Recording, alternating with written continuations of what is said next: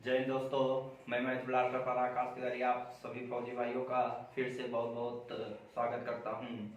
तो जैसा कि मेरा 5 क्वेश्चनों की सीरीज चल रही थी, आज कुछ और इम्पोर्टेंट क्वेश्चन लेकर आया हूं जो आप लोगों को 30 तारीख को आने वाली परीक्षा के लिए बहुत ज़्यादा महत्वपूर्ण है।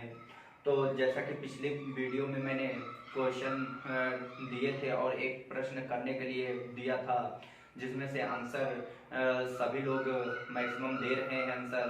तो जिसमें से पुष्पराज एक लड़का है उसने भी सही जवाब दिया और धीरेन्द्र ने सही जवाब दिया, अरुणाग ठाकुर ने भी सही जवाब दिया था और इसी तरह कई बच्चे हैं जिन्होंने पहले जवाब दिया। तो आप लोग भी इसी तरह देखते रहिए और जवाब देते रहिए। अगर आपका पहले कमेंट बॉक्स में अगर आपका आंसर आता है तो मैं सबका नाम लूँगा। तो ज़्यादा बात ना करते हुए हम प्रश्नों की ओर देखते हैं और इसे देखो। कह रहा है कि यदि 10 आदमी किसी काम को 8 दिनों में समाप्त करते हैं तो उसी काम को 16 आदमी कितने दिन में समाप्त करेंगे। तो बस आपको याद रखना है कि MDH/W। तो M का मतलब होता है मैन और D का मतलब होता है दिन, H का मतलब होता है आवर जिसे घंटे कहते हैं, W का मतलब होता है वर्क जिसे कार्य कहते हैं। इसका मतलब वर्क में आप हमेशा याद रखना कि कभी भी अगर आपका आ जाए कार्य से संबंधित, अगर आ जाए आपका टोकरी बनाना आ जाए और अगर आपका हेक्टेयर आ जाए, अगर आपका रुपया आ जाए तो वो हमेशा याद रखना वो वर्क में जाएगा, वो हमेशा नीचे रहेगा।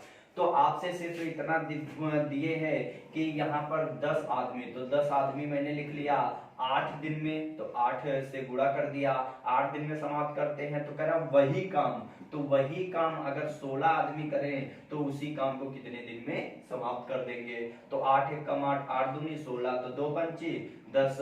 तो हमारा जो आंसर आएगा वो कितना आएगा, 5 आएगा कि नहीं आएगा। तो नोट कर लो इसे। अगला प्रश्न देखो क्या कह रहा है कि 16 के वर्गमूल तथा 4 के वर्गमूल का गुणनफल ज्ञात कीजिए। तो आपका देखो सिंपल सा प्रश्न दिए है, तो वर्गमूल का मतलब होता है कि दी गई संख्या का वर्गमूल लेना। तो इसका मतलब 16 अगर हम देखें तो 16 किसका वर्गमूल होता है, बिल्कुल सही आपने कहा 4 चौको 16।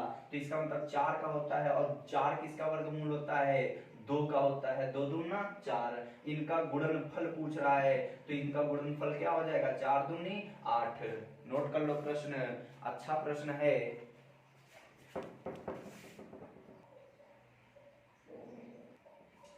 अगला देखो प्रश्न, कितना सिंपल सा प्रश्न दिए है लेकिन ये भी प्रश्न आपका आ सकता है इस बार, तो ये ध्यान देना है। कह रहा ए की लंबाई बी की लंबाई का 5/8 है, तो बी की लंबाई ए से ए की लंबाई का अनुपात कितना होगा। सिंपल सा क्वेश्चन दिए है, जैसे ए की लंबाई बी की लंबाई का 5/8 है, मतलब ए का मान कितना दिए है 5 दिए, बी का मान कितना दिए 8 दिए। तो कह रहा है कि बी की लंबाई से ए की लंबाई का अनुपात बताना है। तो इसका मतलब कि बस बी का मान कितना दिए 8 हो जाएगा, ए का मान कितना दिए 5 हो जाएगा। तो बी ए का अनुपात क्या होगा 8:5 होगा। नोट कर लो इसे। देखो ये वाला प्रश्न बहुत अच्छा प्रश्न है और ये प्रश्न कई बार प्रश्न पूछा गया है, ये पैटर्न तो आप लोग इसे जरूर ध्यान दें। कराए कि राम एक वस्तु 1440 रुपए में बेचता है और 20% का लाभ कमाता है, तो वस्तु का क्रय मूल्य ज्ञात कीजिए। तो जब बेचने पर लाभ हो जाए तो इसका मतलब कि उसने खरीदी कम की होगी। तो यहाँ पर हमने कहा 20% का लाभ, कोई भी चीज का वस्तु का क्रय मूल्य जो होता है वो 100% होता है कि नहीं होता है। अगर 20% का लाभ कमा रहा है तो इसका मतलब बेचा कितने का होगा, 120 की बेचा होगा। तो आप लेकिन बेच कितने रहे हो 1440 का, लेकिन सवाल में कितने बेचा है, तो यहाँ पर देखो 120 का। बोलो बेचा बटे बेचा, क्रय मूल्य पूछ रहा है तो क्रय मूल्य कितना है 100, तो 100 कर देंगे। तो यहाँ से हमारा क्रय मूल्य निकल आएगा, 0 से 0 कैंसिल, 12 हम 144। इसका मतलब जो हमारा क्रय मूल्य होगा वो कितना होगा 1200 रुपया होगा। बोलो होगा कि नहीं होगा। एक प्रश्न इसी पर है जिसको आप लोगों को कमेंट बॉक्स में जवाब देना है। तो मैंने कहा राम एक वस्तु को, यहाँ पर मैंने लिख दिया 360 रुपए में बेचता है और उसे मैंने कहा कि और उसे 20% का 20% की हानि हो जाती है। क्या हो जाती है? 20% की हानि हो जाती है। तो कह रहा है कि वस्तु का क्रय मूल्य ज्ञात कीजिए। तो इसे आप लोग कमेंट बॉक्स में जवाब जरूर देना। तो आप इसका जवाब देना, और ना है तो हम जरूर पूछना, मैं जरूर इसको अगली वीडियो में जरूर बताऊंगा। नोट कर लो इसे।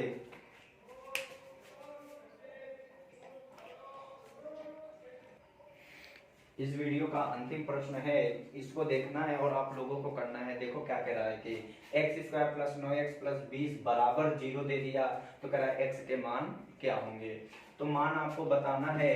तो हमने कहा कि यहाँ 20 है, तो 20 का ऐसा गुणनखंड करो कि गुणा करने पर 20 आए और जोड़ने पर कितना है? 9 आए। आप कहते हो 4 पंचे 20, होता है कि नहीं होता है? अगर प्लस के 4 में प्लस 5 जोड़ दूं तभी तो 9 होगा कि नहीं होगा? तो एक्स स्क्वायर को आप याद रखो, एक्स को 2 बार, एक ब्रैकेट में प्लस 4 चिपका दो, एक ब्रैकेट में प्लस 5 चिपका दो। तो इसका मतलब अगर गुणनखंड पूछता तो हमारा क्या होता है? एक्स प्लस 4 और एक्स प्लस 5 होता कि नहीं होता? लेकिन हमसे 0 देकर x के मान पूछ रहा है, तो याद रखना कि जब भी कोई चिन्ह अगर प्लस में आए तो वो माइनस में हो जाएगा। कैसे? मैंने कहा x प्लस 4 बराबर 0, तो x बराबर क्या हो जाएगा? -4 हो जाएगा। अगर यहाँ पर मैं कहूँ x प्लस 5 बराबर 0, तो x का मान क्या हो जाएगा? -5 हो जाएगा। तो हमारा आंसर जो आएगा वो कितना आएगा? -4 का मान -5। नोट कर लो इसे। तो ये आपका अंतिम प्रश्न था।